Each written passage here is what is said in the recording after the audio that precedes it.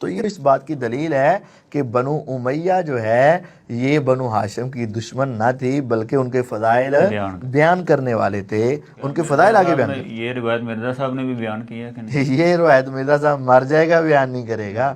اور یہ روایت تو دور کی بات ہے بھائی جان، آپ کو ایک میں ان کے ہائیڈروجن بم کی حقیقت دکھاؤں، یہ جو ہے نا مرزا صاحب کا، ہاں ہاں اب واقعہ کربلا کا حقیقی پس منظر لکھ دیا، اس کے کچھ عنوان بنائے، اے کے تحت خلافت راشدہ بیان کر دی، بی کے تحت انہوں نے خلافت راشدہ سے بغاوت والی بات بیان کر دی، سی کے تحت نبی صلی اللہ علیہ وسلم کی وفات کے بعد ہونے والی خرابیوں کا ذکر کرنا شروع کیا جھوٹی طور پر، ڈی میں چوتھے خلیفہ راشد سیدنا علی رضی کی بات فضائل بیان کی۔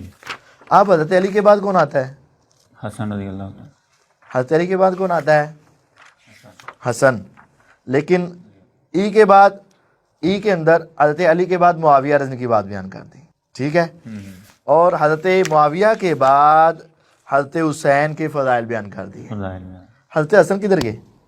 اچھا، ان کے فضائل ہی نہیں بیان کیے؟ ان کے فضائل الگ طور پر بیان نہیں کیے، ان کا چیپٹر بنایا ہی نہیں۔ صحیح۔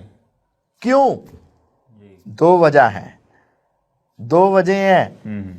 ایک وجہ، جس طرح آج اور کل کا رافضی حضرت حسن رضی اللہ عنہ سے دشمنی رکھتا ہے، لیکن پنجتن پاک ماننے میں ان کی ایک مجبوری بن جاتی ہے کہ وہ مان لیتا ہے، لیکن کبھی بھی آپ ان کو فضائل حسن بیان کرتے ہوئے آپ کو نظر نہیں آئیں گے۔ جب بھی بیان کریں گے فضائل حسین، اور جب بھی کہیں گے لبیک یا حسین، کبھی لبیک یا حسن کہا ہے کسی نے؟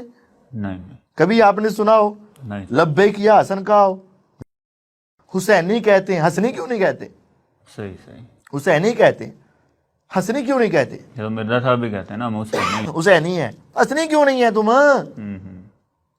اصل بات یہ ہے کہ رافضیوں کے نزدیک حضرت حسن رضی اللہ تعالیٰ عنہ کی حقیقت کے اعتبار سے یہ ان کو اچھا خلیفہ مانتے نہیں ہیں، لیکن مجبوری کے طور پر ان کو کچھ نہ کچھ برہم رکھنا پڑتا ہے کہ چونکہ وہ حضرت فاطمہ رضی کے بیٹے تھے، ورنہ یہ دلی طور پر ان سے نفرت رکھتے ہیں۔